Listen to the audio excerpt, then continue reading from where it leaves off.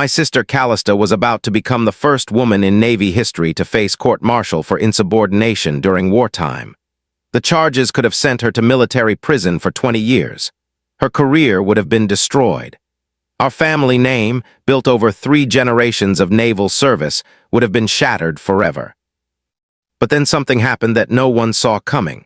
5 words from an enemy commander changed everything and made her the youngest female admiral in U.S. naval history. Before we dive in, tell us, where in the world are you watching from? If you enjoy stories like this, make sure to hit that subscribe button, because tomorrow's episode is truly mind-blowing. Let's get started. I'm Donovan Blackwell, and this is the story of how my rebellious little sister went from facing disgrace to wearing Admiral stars in less than 24 hours. Picture this: Callista at age 8, standing defiantly in our kitchen at Naval Station Norfolk, arms crossed, refusing to salute our father when he walked through the door in full dress uniform. Admiral Theodore Blackwell commanded respect from every sailor under him, but his own daughter wouldn't even stand at attention during family dinner. "Why should I salute you, Dad?" she had asked with that stubborn tilt of her chin. "You haven't done anything to earn my respect today." Dad's jaw tightened. Mom held her breath. I thought Callista was about to get grounded until she turned 18. Instead, Dad knelt down to her eye level and said something that would shape both their futures. "Then I'll have to work harder to deserve it, won't I, sailor?" That was Callista Blackwell at 8 years old. Fearless, principled, and absolutely convinced that respect had to be earned, not demanded. She carried that same fierce independence into her naval career, and it's exactly what got her into the biggest trouble of her life. By age 28, Commander Callista Blackwell commanded the USS Valiant, a guided missile destroyer in the South China Sea. She had 280 sailors under her command who would have followed her into hell if she asked. They called her Iron Cal behind her back, not because she was cold, but because her resolve was unbreakable when it came to protecting her people.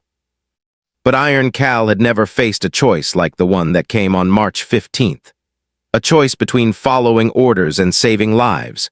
A choice that would either destroy her career or transform her into something our family had never imagined possible. The morning it all started, Callista called me from her quarters aboard the Valiant. Her voice carried that familiar edge it got when she was wrestling with something big. "Donovan, remember when we were kids building those sandcastles at Virginia Beach? How we'd always build them right where the waves would hit hardest." I remembered. While other kids built their castles safely back from the water, Callista always chose the most dangerous spot, right in the surf line. "You said the best castles were the ones that could survive the biggest waves," I reminded her. "I think I'm about to find out if that's really true." She hung up before I could ask what she meant. 6 hours later, she was making the decision that would either end her career or change naval history forever. Those 5 words that saved her career, they came from the last person anyone expected, the enemy admiral whose fleet was trying to kill her. Growing up as Navy brats, Callista and I learned early that home wasn't a place on a map. Home was wherever Dad's orders sent us next. Every 2 to 3 years, we'd pack our lives into boxes, say goodbye to friends we'd barely got to know, and start over at another naval base. Norfolk, San Diego, Pearl Harbor, Jacksonville. By the time I graduated high school, I'd attended 9 different schools across 4 states and 2 countries. Most military kids either embrace the structure or rebel against it completely. I chose to embrace it, following Dad's path straight into the Naval Academy and then into a comfortable career as a logistics officer. Safe, predictable, honorable, but Callista, she carved out her own impossible middle ground. She loved the Navy's traditions and purpose but refused to accept its limitations, especially when those limitations didn't make sense. Our father, Admiral Theodore Blackwell, was what they called Old Navy. 3 decades of service, 2 Bronze Stars, and a reputation for running the tightest ships in the Pacific Fleet. He believed in hierarchy, discipline, and the absolute authority of command structure. In his world, orders flowed down from above like water, and questioning them was like trying to make rivers flow uphill. Dad ruled our household the same way he commanded his ships. Dinner conversations were debriefings. Chores were assigned duties with specific completion times. Even our allowance came with performance reviews. He wasn't cruel, just impossibly structured. Every interaction had a protocol, every decision a chain of command. Mom, Captain Rebecca Blackwell, was a Navy intelligence officer who'd given up her own promising career to support Dad's rise through the ranks. She understood the sacrifice required for naval families and tried to create warmth within Dad's rigid framework. She'd slip us extra cookies while reminding us to follow Dad's rules. She'd help with homework while teaching us military history. She was the bridge between Dad's expectations and our need to just be kids sometimes. The tension between Dad and Callista started early and never really stopped. While I learned to navigate his expectations, she challenged them at every turn.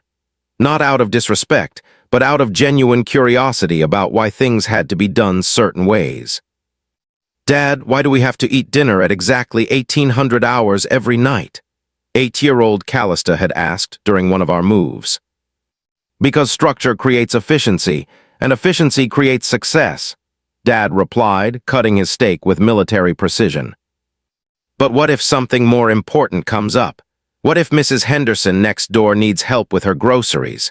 Shouldn't helping people be more important than eating at exactly the right time?" Dad paused, fork halfway to his mouth. Even then, Callista had this way of asking questions that cut right to the heart of bigger issues. She wasn't being difficult. She genuinely wanted to understand the reasoning behind the rules. "The needs of the many outweigh the needs of the few, Callista. Military structure serves the greater good." "But Mrs. Henderson is part of the many too, isn't she?" That was classic Callista. She'd take Dad's own principles and flip them around to challenge his application of them. It drove him crazy and secretly made him proud at the same time. By high school, their relationship had evolved into something resembling a long-running chess match. Dad would establish a rule or expectation. Callista would find the logical inconsistency or moral blind spot in it. They debated over dinner while Mom and I watched like spectators at a tennis match. Neither of them ever really won, but both of them got sharper from the constant sparring. When Callista announced she wanted to attend the Naval Academy, Dad was thrilled. Finally, he thought, the structure and tradition of Annapolis would channel her rebellious energy into proper military bearing. He was half right. The academy did teach her discipline, strategy, and leadership, but it also gave her the knowledge and confidence to challenge authority more effectively than ever before.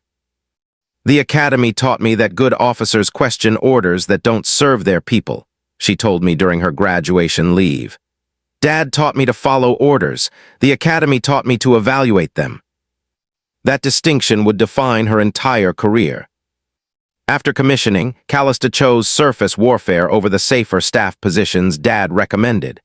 She wanted to be where the action was, leading sailors in real situations with real consequences.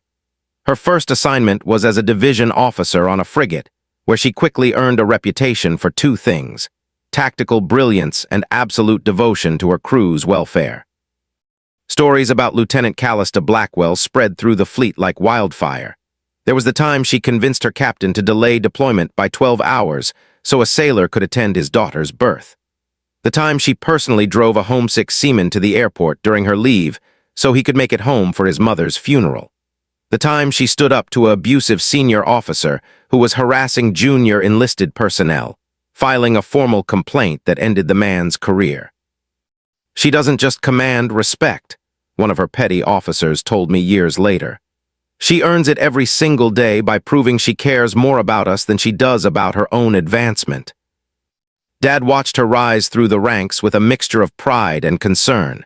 He was proud of her achievements, but worried that her willingness to buck authority would eventually destroy her career.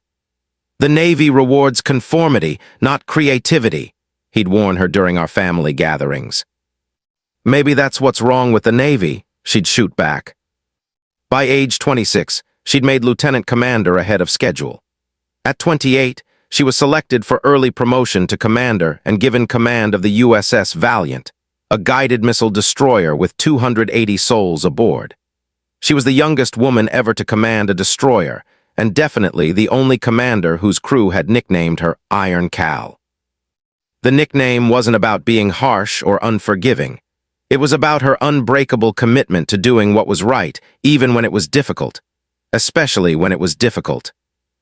I visited her aboard the Valiant 6 months before the incident that would change everything. The ship was immaculate, the crew sharp and motivated.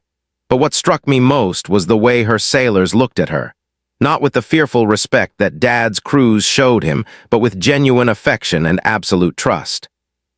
"She'd take a bullet for any one of us," Chief Petty Officer Martinez told me during a tour of the engineering spaces. "And we all know it. That's why we do the same for her." That evening, Callista and I stood on the bridge wing watching the sun set over the South China Sea. The regional situation was deteriorating rapidly, with increasing tensions between multiple nations over territorial disputes. Her destroyer was part of a peacekeeping force trying to maintain stability, but everyone knew the situation could explode at any moment. "I keep thinking about those sandcastles we used to build," she said, watching the waves crash against the ship's hull. "Remember how you always wanted to build them safe and far from the water, but I always insisted on building them right in the surf line. You said the waves would test whether we built them strong enough," I remembered. "I'm starting to think I've built my whole career in the surf line, Donovan, and the biggest wave of my life is coming." She was right about that. 3 months later, that wave would hit with the force of a tsunami, and everything she'd built would either stand strong or be swept away forever. The morning of March 15th started like any other day in the South China Sea. Callista's destroyer was on routine patrol, maintaining the fragile peace through presence and vigilance. Her crew was well-trained, her ship was ready, and her orders were clear. But by noon that day, clear orders would become impossible choices, and Iron Cal would face the ultimate test of everything she believed about honor, duty, and the true meaning of service. March 15th started with a distress call that would test everything Callista believed about duty, honor, and the true cost of following orders. At 6:30 hours, the USS Valiant received an emergency transmission from the island of Ketu Bisar, a small civilian settlement caught in the crossfire of escalating regional tensions. What had started as a diplomatic dispute over fishing rights had exploded into armed conflict overnight, and 400 civilians were trapped on an island that was about to become a battlefield. "Commander, we've got families down there," Lieutenant Commander Sarah Hayes, Callista's executive officer, reported as they monitored the situation from the bridge. "The local government collapsed 3 days ago. No military, no police, no way to defend themselves." Through binoculars, they could see small boats packed with civilians fleeing toward the harbor, hopping for rescue. Children clutched stuffed animals while their parents carried everything they owned in plastic bags. Elderly grandparents moved slowly, helped by younger family members who kept looking over their shoulders at the smoke rising from inland villages. The scene reminded Callista of old photographs she'd seen from World War II, when Navy ships evacuated civilians from war zones. This was why she'd joined the Navy in the first place. Not for the politics or the territorial disputes, but to protect people who couldn't protect themselves. At 800 hours, Pacific Fleet Command transmitted new orders that changed everything. "USS Valiant, this is Pacific Fleet Command. You are ordered to abandon civilian evacuation operations immediately and take position to engage approaching enemy fleet. Time is critical. Acknowledge receipt." Callista stared at the message on her screen, reading it twice to make sure she understood correctly. They wanted her to leave 400 civilians to fend for themselves, while she positioned her single destroyer to fight 12 enemy warships approaching from the north. "Ma'am," Hayes waited for orders, but Callista could see the conflict in her XO's eyes. Every officer on the bridge understood the tactical situation. Engaging 12 enemy ships with one destroyer wasn't strategy. It was suicide with extra steps. "Get me Admiral Chen Wei-Ming on the radio," Callista ordered. Chen commanded the approaching enemy fleet, but he also had a reputation as an honorable naval officer who respected international maritime law. "Ma'am, command ordered us to engage, not negotiate," Hayes reminded her carefully. "I heard the order, XO. I also see those families on the docks." At 8:45 hours, her communication officer established contact with Admiral Chen's flagship.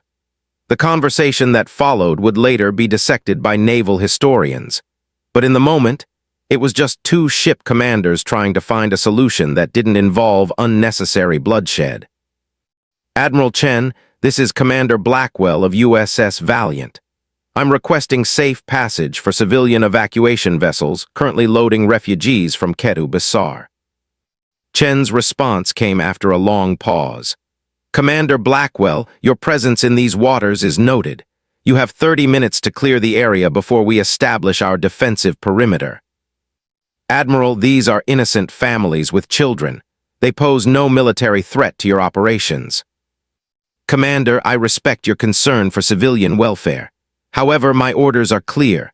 All foreign military vessels must withdraw from the area. That was when Callista faced the choice that would define her career and possibly end it. At 900 hours, Pacific Fleet Command transmitted again, this time with increased urgency. USS Valiant, you are ordered to engage enemy fleet immediately. Do not allow them to establish blocking position. This is a direct order from Admiral Theodore Blackwell, Pacific Fleet Commander. Callista's blood ran cold. Her own father was ordering her to abandon the civilians and attack a superior force that would almost certainly sink her ship. She looked around the bridge at her officers, all of whom were waiting for her decision. These weren't just subordinates following orders. These were people she'd served with for 2 years, people whose families she knew, people who trusted her judgment even when it conflicted with higher authority.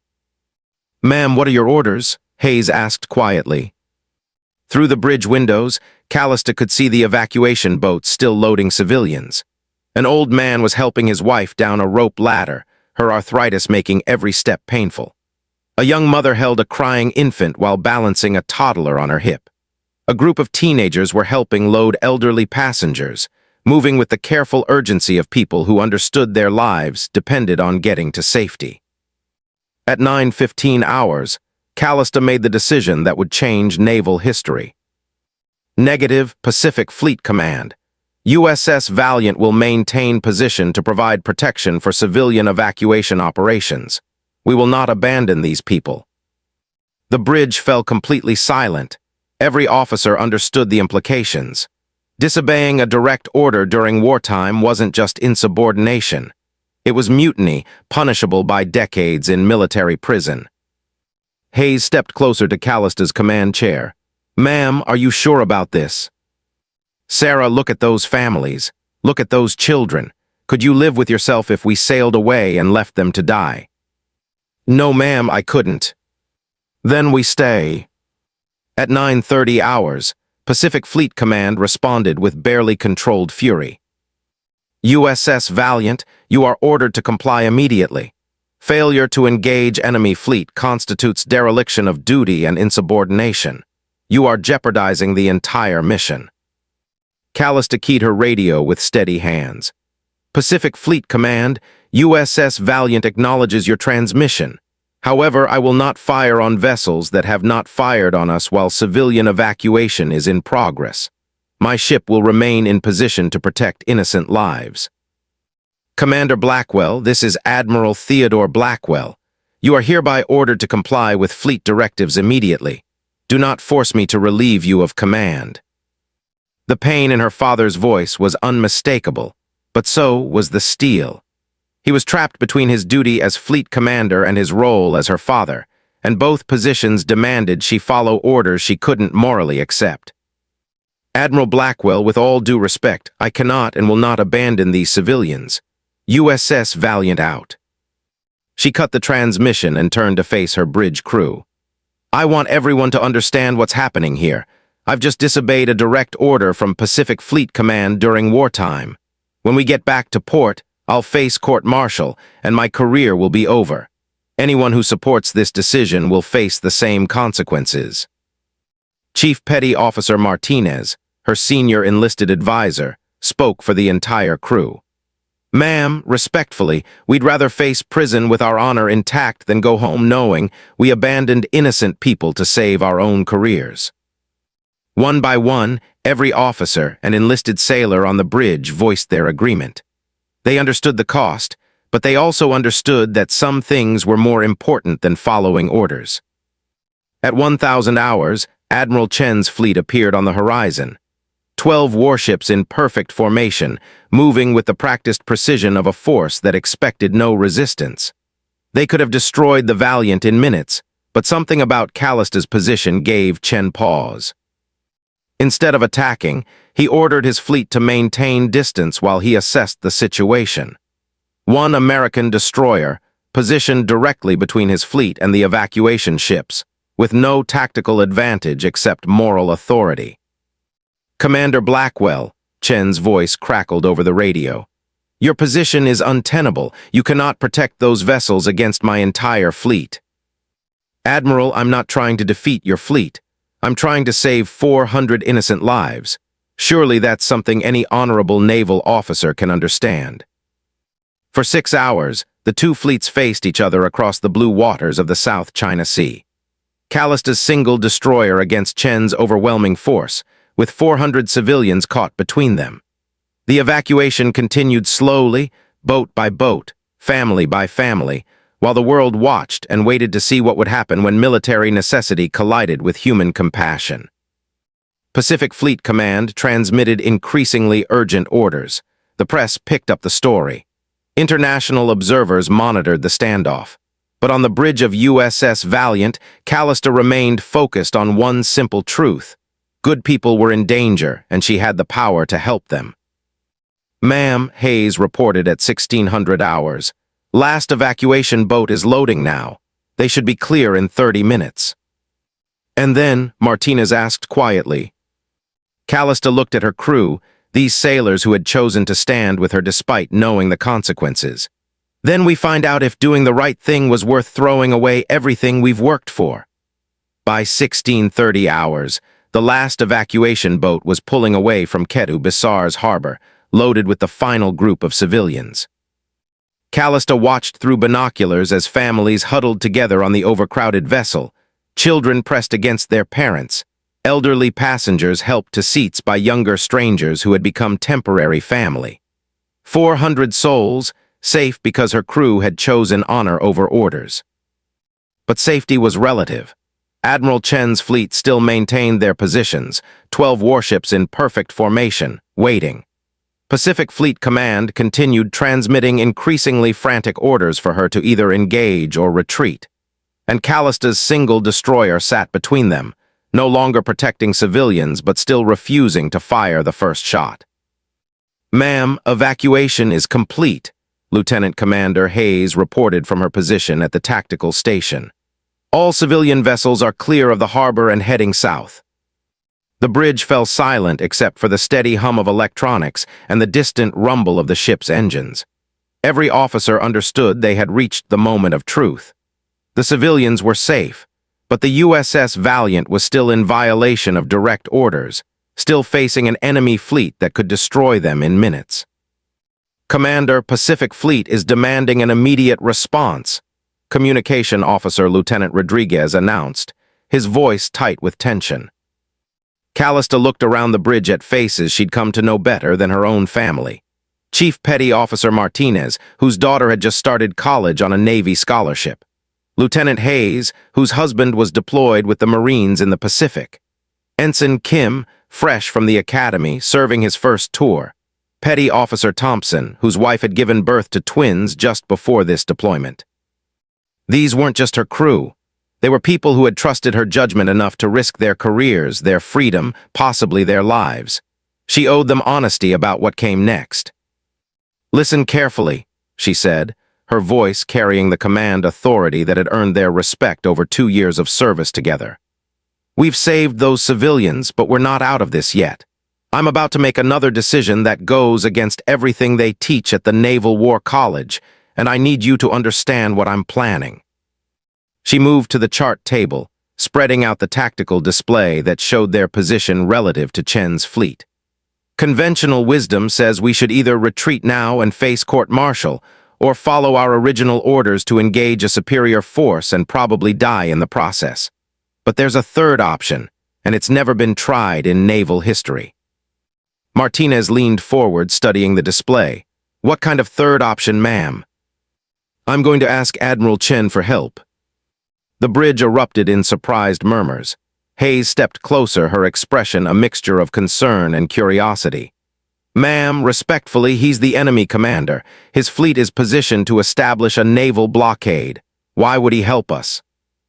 Because he's also a sailor, Sarah, and sailors understand certain truths that politicians don't. Callista traced their position on the chart with her finger. Chen didn't fire on us while we were protecting those civilians. He could have ended this standoff hours ago, but he held his position and waited. That tells me something about his character. It could also be a tactical decision, Hayes pointed out. Maybe he's waiting for reinforcements or for us to make the first move so he can justify retaliation. Maybe, but I've been watching his fleet's movements all day. Look at this pattern. Callista indicated the enemy ship's positions on the display. If Chen wanted to trap us or maximize his tactical advantage, he'd have positioned his vessels differently. Instead, he's maintained a formation that gives us multiple escape routes. Lieutenant Rodriguez looked up from his communication station. Ma'am, what exactly are you planning to ask him? Callista straightened, her decision crystallizing into action. I'm going to ask him to escort the evacuation ships to international waters, to guarantee their safe passage using his fleet as protection. The bridge fell completely silent. Even the routine chatter from the Combat Information Center seemed to pause as her words sank in.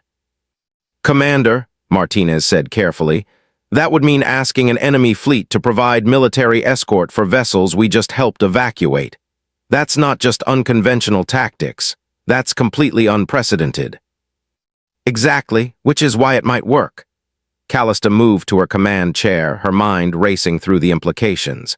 Chen is a professional naval officer with 30 years of experience.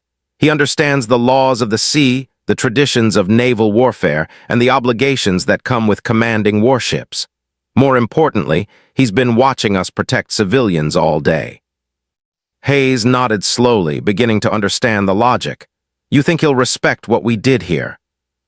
I think he'll recognize what we risked to do the right thing, and I think he might be willing to help us finish the job. But first, Callista had to deal with Pacific Fleet Command. She couldn't ignore their increasingly urgent transmissions, and she couldn't put her crew at risk without giving them a chance to distance themselves from her decision. Before I contact Admiral Chen, I need to address something with all of you. She looked each officer in the eye. What I'm about to do could be seen as collaborating with enemy forces. It could be interpreted as treason, not just insubordination. Anyone who wants to formally object to my actions and distance themselves from this decision needs to do it now, on the record. She waited, giving them time to consider. These were good officers with promising careers ahead of them. They had families, responsibilities, futures to protect. Standing with her now could cost them everything. Martinez spoke first. Ma'am, we've come this far together. We're not backing down now. I agree with the chief, Hayes added. We saved those families because it was the right thing to do. If you think this is the best way to get them to safety, we support your decision. One by one, every officer on the bridge voiced their support. Not because they had to, but because they chose to. Because in 2 years of serving under Callista's command, they'd learned to trust her judgment even when it led them into uncharted territory. At 1700 hours, Callista made her preparations for the most important communication of her naval career. She reviewed her notes, consulted the chart one more time, and took a deep breath that carried the weight of 280 careers hanging in the balance. Rodriguez, open a channel to Admiral Chen's flagship. Full encryption, priority military traffic. Channel open, ma'am. Callista keyed her handset, knowing that everything she said would be recorded, analyzed, and probably used as evidence in her court-martial. But those 400 civilians were still vulnerable until they reached international waters, and her crew had sacrificed too much to let them down now. Admiral Chen, this is Commander Blackwell of USS Valiant. I request a private communication regarding the safe passage of civilian evacuation vessels currently transiting your area of operations. Chen's response came quickly. Commander Blackwell, I will speak with you, switching to tactical frequency 7. As they switched to the secure channel, Callista felt the weight of history settling around her shoulders. No American naval officer had ever made this kind of request to an enemy commander during active tensions.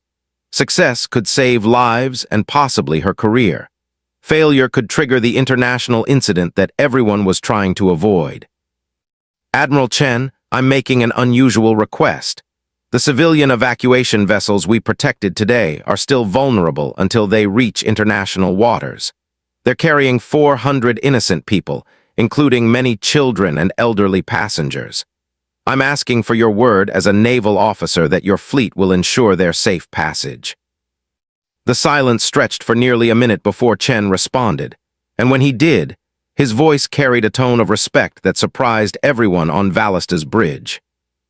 Commander Blackwell, you have shown remarkable courage today, but what you're asking requires me to provide military escort for vessels connected to your operations. Why should I agree to such a request? This was the moment everything depended on. Callista had one chance to appeal to whatever honor and humanity existed in her counterpart across the water. Because, Admiral, we're both sailors who understand that the sea doesn't care about our politics. Those families didn't choose to be caught in this conflict. They're just people who want to go home safely to their loved ones. I'm not asking you to support my government or my mission.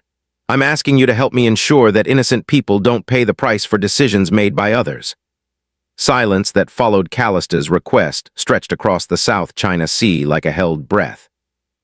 On the bridge of USS Valiant, every officer stood frozen, waiting for Admiral Chen's response.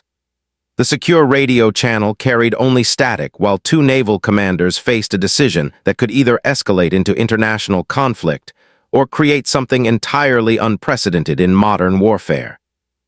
Callista gripped her handset, acutely aware that 400 civilian lives hung in the balance of whatever Chen decided in the next few minutes.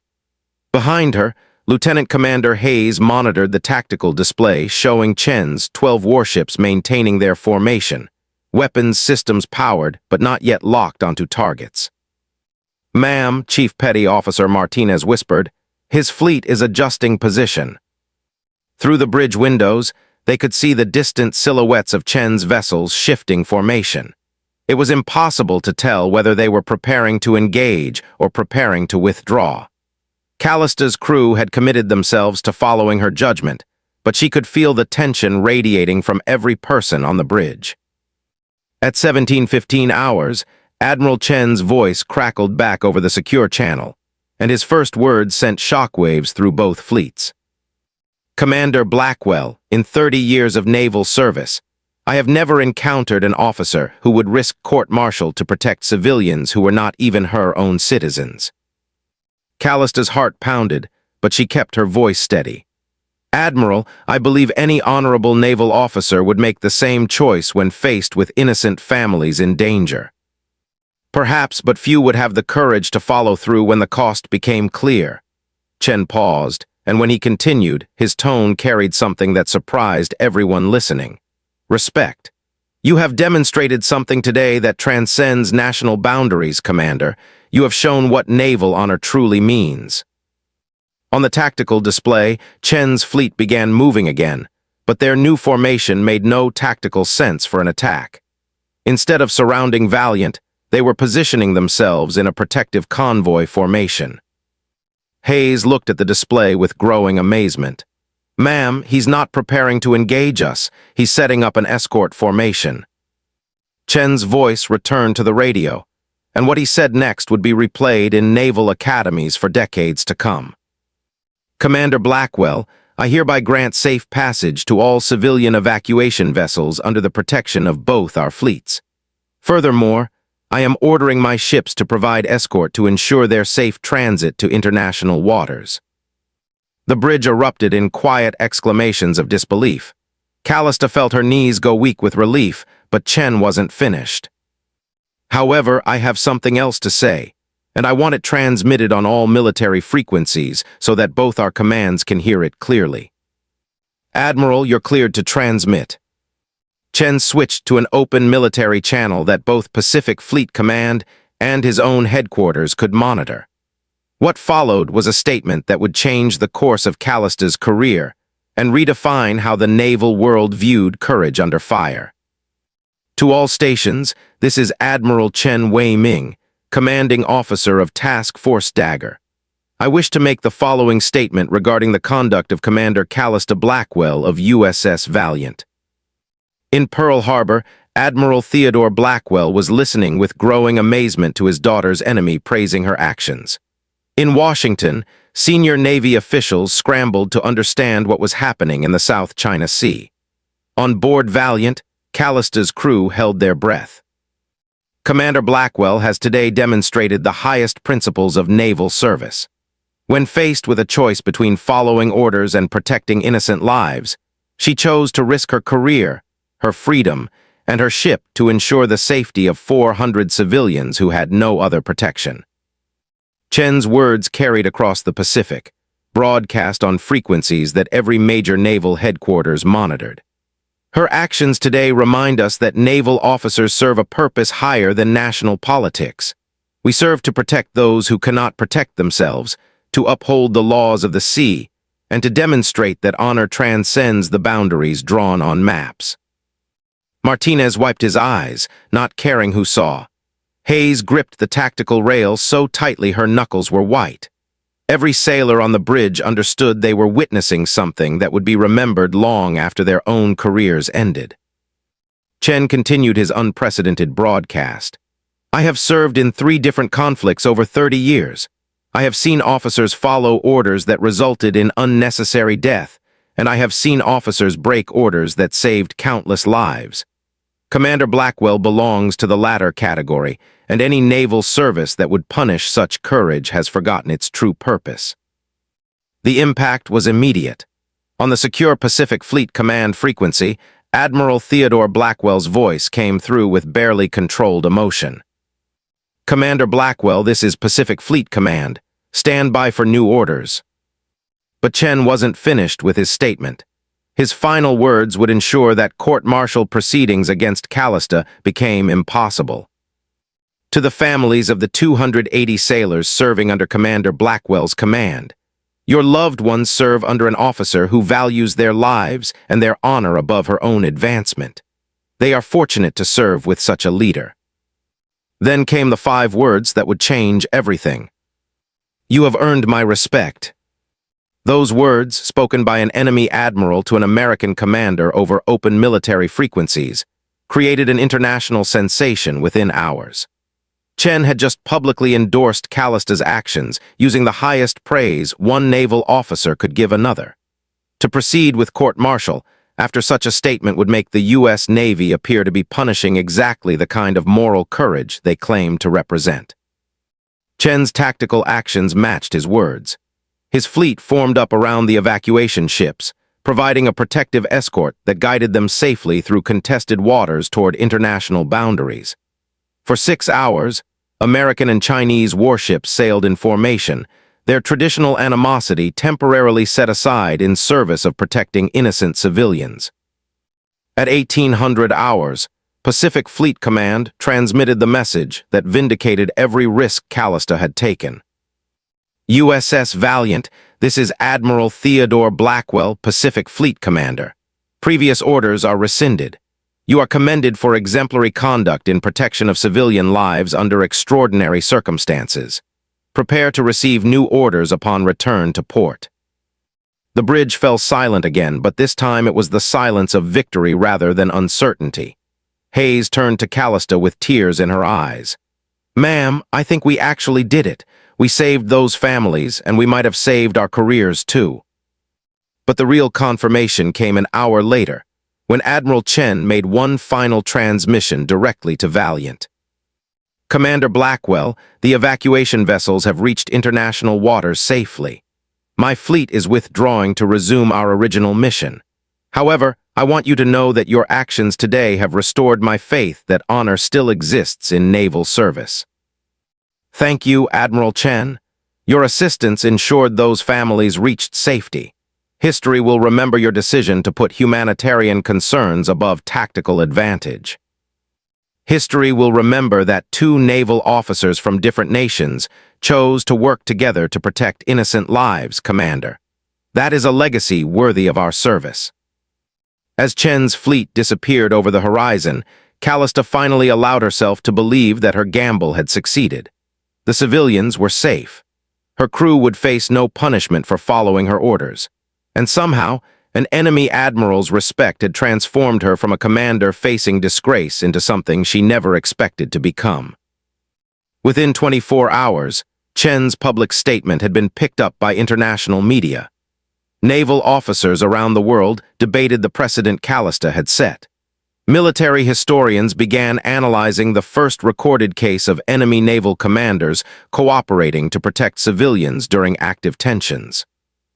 But for Callista, standing on her bridge as Valiant headed home, only one thing mattered. 400 families were safe, sailing toward new lives in peaceful harbors. Everything else was just details that history would sort out later. Those 5 words from Admiral Chen had indeed earned her respect, but more importantly, they had proven that doing the right thing was always worth the risk. The USS Valiant pulled into Pearl Harbor 3 days later to a reception unlike anything in recent naval history. Word of Admiral Chen's unprecedented endorsement had spread through every military installation in the Pacific, and sailors lined the piers to welcome home the crew that had redefined what courage looked like under fire. But before the official ceremonies, before the media interviews and the Pentagon meetings, there was a private moment that meant more to Callista than any medal or promotion ever could. Admiral Theodore Blackwell was waiting on the pier when Valiant's gangway lowered. He stood alone, away from the crowd of officials and reporters, wearing his service dress blues with 3 decades of ribbons across his chest. For the first time in Callista's memory, her father looked uncertain, almost vulnerable, as she walked down the gangway in her own uniform. They stood facing each other for a long moment, father and daughter, admiral and commander, 2 naval officers whose relationship had been defined by rules, orders, and the rigid structure of military hierarchy. Then Dad did something that surprised everyone watching. He saluted her. Not the casual salute of superior to subordinate, but the full, formal salute that one officer renders to another out of genuine respect. Callista returned the salute with tears in her eyes, understanding that something fundamental had changed between them forever. "I was wrong, Callista," he said quietly, his voice carrying across the years of disagreement and misunderstanding. "I taught you tactics and strategy, discipline and protocol, but you learned honor on your own, and you learned it better than I ever did. Dad, you taught me to serve something bigger than myself. Everything I did out there came from lessons you gave me, even if I applied them differently than you expected." He smiled, and for the first time, it wasn't the careful smile of a commanding officer managing subordinates. It was the proud smile of a father whose daughter had exceeded every expectation. "Your mother always said you'd find your own way to serve. I just never imagined it would require such courage." The official reception was a whirlwind of congratulations, debriefings, and interviews. Secretary of the Navy Patricia Morrison flew in from Washington specifically to meet with Callista and her crew. News networks requested exclusive interviews. Naval historians wanted to document every detail of the unprecedented cooperation between enemy fleets. But the most meaningful recognition came from unexpected sources. 2 weeks after returning to port, Callista received a package with Chinese naval markings. Inside was a handwritten letter from Admiral Chen Weiming and a small wooden box containing a traditional Chinese naval compass. "Commander Blackwell," the letter read, "this compass belonged to my grandfather, who served in the Chinese Navy during World War II. He always told me that a true naval officer's compass points not toward orders or advancement, but toward honor and the protection of innocent lives. I believe you understand its true direction better than most.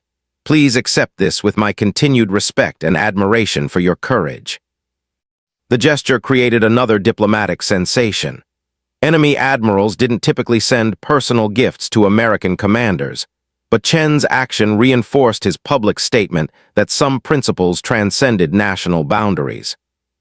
The real changes, however, came in the policies and procedures that Callista's actions inspired.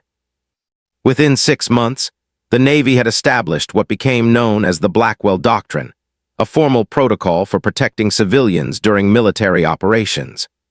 The doctrine acknowledged that commanders might face situations where humanitarian concerns required deviation from standard operational procedures, and it provided a framework for making those decisions without automatic court-martial proceedings.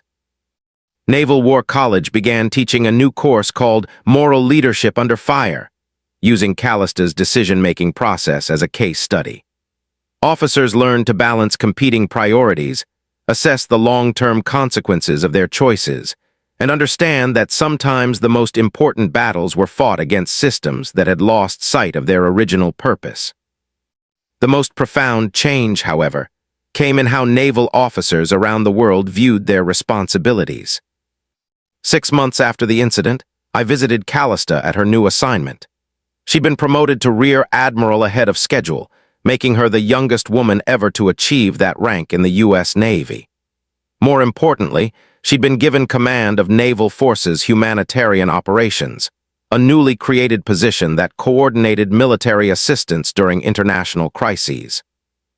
We sat in her new office overlooking San Diego Harbor, watching destroyers and cruisers come and go on their missions around the Pacific. On her desk was Admiral Chen's compass, positioned next to a photograph of the 400 civilians her crew had helped evacuate from Ketu Bisar. "Do you ever regret it?" I asked. "The risk you took that day could have destroyed everything you'd worked for." She considered the question seriously, as she always did with matters of consequence. "Donovan, remember those sandcastles we used to build at Virginia Beach? You always worried about building them too close to the water, afraid the waves would knock them down. And you always insisted on building right in the surf line. Because that's where you find out if you built something worth keeping." She gestured toward the harbor, where a hospital ship was preparing to deploy for disaster relief operations. "If I'd followed orders that day, 400 people might have died, and I'd have spent the rest of my career wondering if I was strong enough to do what was right when it really mattered. And now you know. Now I know that the scariest decisions are usually the ones that define who you really are." The lasting impact of Callista's choice extended far beyond naval policy or her own career advancement. The 400 civilians she'd helped evacuate from Ketu Bisar had settled in 6 different countries, rebuilding their lives with the second chance her crew had provided. Several of the families stayed in contact with valiant sailors, sending letters and photographs as their children grew up and prospered in their new homes. But perhaps the most important legacy was the example she'd set for future officers facing impossible choices. 2 years later, a young destroyer commander in the Mediterranean faced a similar decision when refugees fleeing civil war needed protection during a complex international incident. Instead of blindly following orders that would have abandoned civilians to hostile forces, the commander applied the Blackwell Doctrine, coordinated with multiple navies to ensure safe passage, and saved over 600 lives without triggering the war that everyone feared. "I kept thinking about Admiral Blackwell's decision," the commander later testified before Congress. "She proved that courage isn't the absence of fear. It's choosing to do what's right when everything you've worked for hangs in the balance." The relationship between Callista and Admiral Chen evolved into something unprecedented in modern naval history. They maintained professional correspondence, sharing insights about maritime law, humanitarian operations, and the challenges of command during international crises. Their mutual respect became a bridge between nations that had traditionally viewed each other with suspicion. 3 years after their first encounter, they served together on a joint international task force coordinating disaster relief after a major earthquake in Southeast Asia. Former enemies working side by side to save lives, proving that Admiral Chen's original assessment had been correct. Some principles transcended the boundaries drawn on maps. On the 5th anniversary of the Ketu Bisar incident, Callista returned to that area of the South China Sea as part of a multinational exercise focused on humanitarian operations. The island had been rebuilt, its harbor expanded to accommodate larger relief ships, and a small memorial erected to honor the international cooperation that had saved so many lives. Standing on Valiant's bridge in the same waters where she'd made the most important decision of her career, Admiral Callista Blackwell reflected on how one moment of moral courage had rippled outward to change naval doctrine, international relations, and the lives of thousands of people she'd never meet. "You know what I learned that day, Donovan?" she told me during our last conversation about the incident. "I learned that real leadership isn't about having all the answers. It's about being willing to accept the consequences of doing what's right, even when you're not sure how it will turn out." The girl who once refused to salute our father because he hadn't earned her respect had grown into a leader whose respect was sought by officers around the world. She'd built her career in the surf line, tested by the biggest waves the Navy could throw at her, and emerged stronger than anyone had imagined possible. Admiral Chen's 5 words had indeed changed everything, but they hadn't created Callista's courage. They had simply recognized what was already there, an unbreakable commitment to protecting those who couldn't protect themselves, no matter what it cost. Sometimes the most important victories aren't won through superior firepower or tactical brilliance. Sometimes they're won by ordinary people making extraordinary choices when no one is watching except their own conscience. Callista had always known that. The rest of us just needed her to show us what courage really looked like when everything was on the line.